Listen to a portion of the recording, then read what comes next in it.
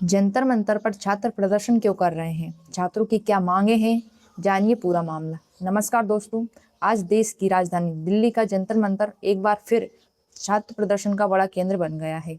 बड़ी संख्या में छात्र, युवा, अभिभावक और सामाजिक कार्यकर्ता यहाँ प्रदर्शन कर रहे हैं। इस प्रदर्शन की शुरुआत परीक्षा व्यवस्था, कथित पेपर लीक और प्रतियोगी परीक्षा में पारदर्शिता को लेकर उठे सवालों से हुई है, लेकिन धीरे धीरे ये आंदोलन शिक्षा व्यवस्था में सुधार, जवाबदेही और युवाओं के भविष्य से जुड़े बड़े मुद्दे तक पहुंच गया है। तो आखिर छात्र जंतर मंतर पर प्रदर्शन क्यों कर रहे हैं, उनकी मुख्य मांगे क्या है, इस आंदोलन के पीछे की पूरी कहानी क्या है और सरकार की तरफ से इस मामले में क्या प्रतिक्रिया सामने आई है, आइए जानते हैं इस वीडियो में। दोस्तों, भारत में लाखों छात्र हर साल मेडिकल, इंजीनियरिंग और सरकारी नौकरियों की प्रतियोगी परीक्षाओं की तैयारी कर रहे हैं। इन परीक्षाओं के लिए छात्र कई वर्षों तक मेहनत करते हैं। बहुत से छात्र छोटे छोटे शहरों और छोटे छोटे गांवों से बड़े शहरों में आकर कोचिंग लेते हैं और अपने परिवार की आर्थिक स्थिति खराब होने के बावजूद परीक्षा की तैयारी करते हैं। ऐसे में जब किसी परीक्षा की प्रक्रिया में कथित पेपर लीक, तकनीकी समस्या, परीक्षा रद्द होने या परीक्षा परिणामों को लेकर विवाद सामने आना, ऐसे जब विवाद आते हैं तो छात्रों के बीच चिंता और नाराजगी बढ़ना स्वाभाविक है। मौजूदा छात्र आंदोलन का सबसे बड़ा मुद्दा राष्ट्रीय स्तर की बड़ी परीक्षाओं की विश्वसनीयता और पारदर्शिता से जुड़ा है। प्रदर्शनकारी छात्रों का कहना है कि परीक्षा व्यवस्था ऐसी होनी चाहिए जिससे हर विद्यार्थी को ये भरोसा हो सके कि उनकी मेहनत का मूल्यांकन निष्पक्ष तरीके से होगा। इस आंदोलन में नीट जैसी महत्वपूर्ण परीक्षाओं से जुड़े कथित पेपर लीक और अन्य परीक्षा संबंधी विवादों को प्रमुख मुद्दा बनाया गया है।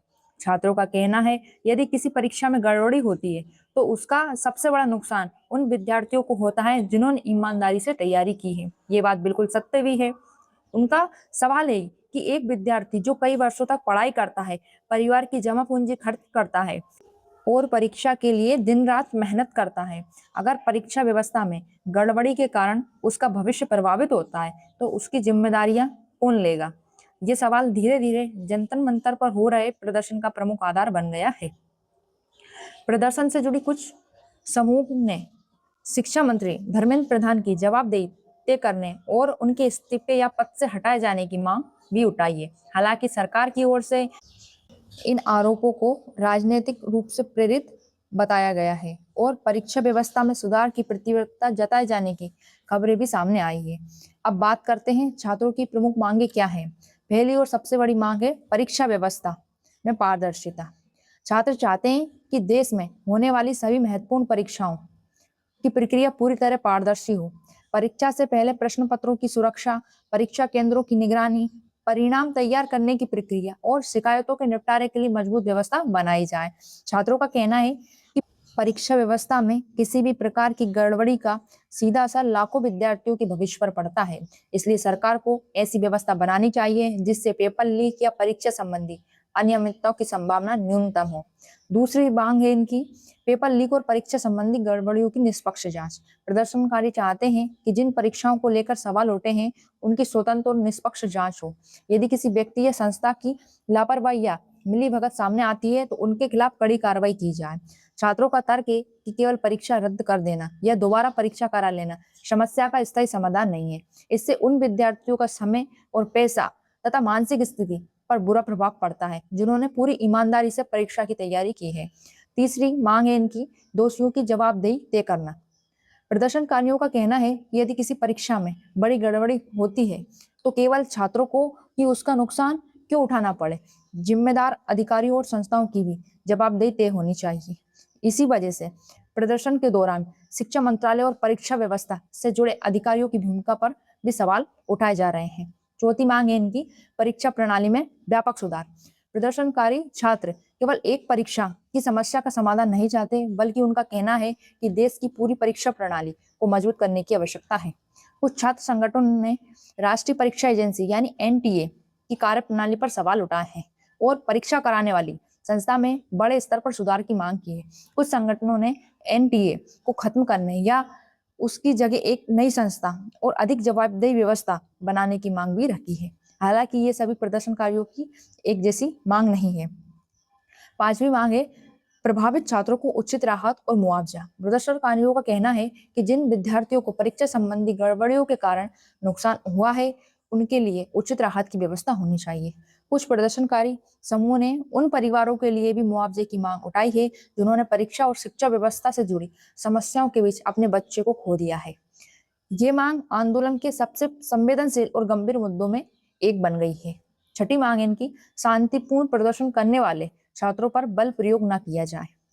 हाल ही के दिनों में जंतर मंतर और दिल्ली के अन्य हिस्से में प्रदर्शन और पुलिस कार्रवाई को लेकर भी विवाद सामने आया है। प्रदर्शनकारियों का आरोप है कि उनके शांतिपूर्ण आंदोलन को दबाने की कोशिश की गई है, जबकि प्रशासन की ओर से कानून व्यवस्था बनाए रखने की आवश्यकता पर जोर दिया गया है।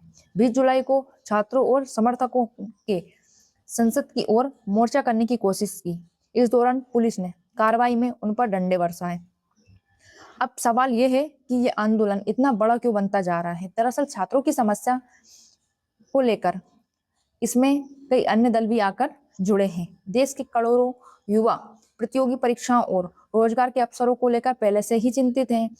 एक विद्यार्थी कई साल तक तैयारी करता है, वे स्कूल के बाद कॉलेज में पढ़ता है, फिर प्रतियोगी परीक्षा की तैयारी करता है, परिवार आर्थिक बोझ उठाता है, विद्यार्थी अपनी उम्र के कई महत्वपूर्ण साल पढ़ाई में लगा देता है। ऐसे में जब उसे लगता है कि परीक्षा व्यवस्था पूरी तरह भरोसेमंद नहीं है, तो उसका आक्रोश केवल एक परीक्षा तक सीमित नहीं रह जाता।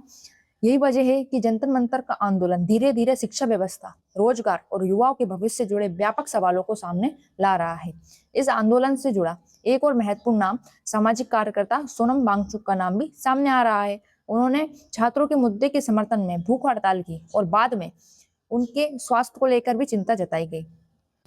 उनके समर्थन से आंदोलन को देश भर में अतिरिक्त ध्यान मिला। इसके अलावा आंदोलन से जुड़े युवाओं ने सोशल मीडिया के माध्यम से भी अपनी आवाज देश के अलग अलग हिस्सों तक पहुंचाई है। सोशल मीडिया ने इस आंदोलन को संगठित करने और लोगों तक जानकारी पहुंचाने में महत्वपूर्ण भूमिका निभाई है। हालांकि इस आंदोलन को लेकर राजनीतिक बहस भी तेज हो गई है। विपक्षी दलों के कुछ नेताओं ने प्रदर्शनकारियों का समर्थन किया है, जबकि सरकार और सत्तारूढ़ दल की ओर से परीक्षा व्यवस्था में सुधार की बात कही गई है और आंदोलन के राजनीतिकरण पर भी सवाल उठाए गए हैं।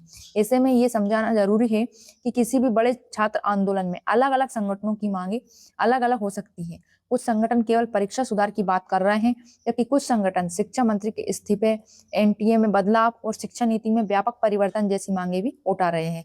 लेकिन इन सभी मांगों के केंद्र में एक सामान्य चिंता दिखाई देती है, छात्रों के भविष्य की सुरक्षा और परीक्षा प्रणाली पर भरोसा। आज का विद्यार्थी केवल ये नहीं चाहता कि परीक्षा आयोजित हो जाए, वे चाहता है कि परीक्षा निष्पक्ष हो। वे चाहता है कि मेहनत करने वाले विद्यार्थियों को उसका अधिकार मिले। वे चाहता है अगर कोई गड़बड़ी हो तो उसकी जांच हो।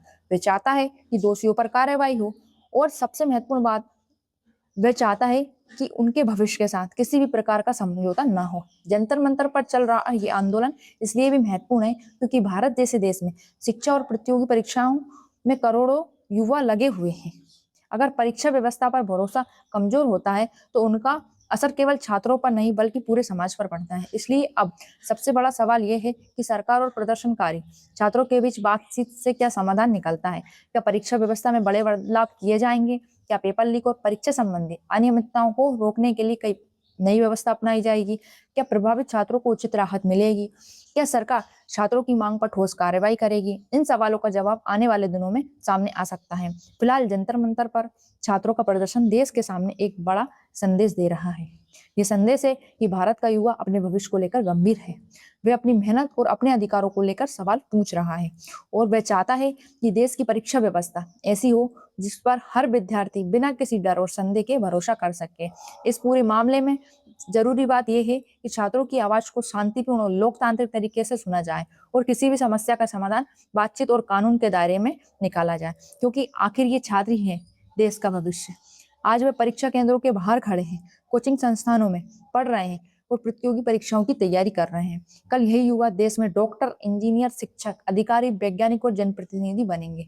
इसलिए उनकी परीक्षा व्यवस्था में पारदर्शिता और भरोसे की मांग केवल छात्रों की मांग नहीं है, बल्कि ये पूरे देश के भविष्य से जुड़ा सवाल है।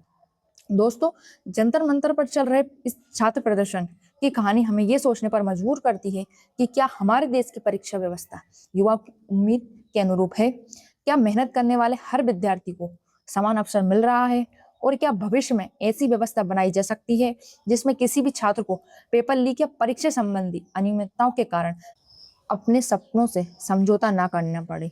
इन सवालों का जवाब सरकार, परीक्षा कराने वाली संस्थाओं और पूरे समाज को मिलकर तलाशना होगा। फिलहाल छात्रों की निगाहें सरकार की अगली कार्रवाई और बातचीत पर टिकी हुई है। अगर आपको ये जानकारी उपयोगी लगी हो तो वीडियो को लाइक करें, चैनल को सब्सक्राइब करें और कमेंट करके बताएं कि परीक्षा व्यवस्था को पारदर्शी बनाने के लिए सरकार को कौन-कौन से कदम उठाना चाहिए। धन्यवाद।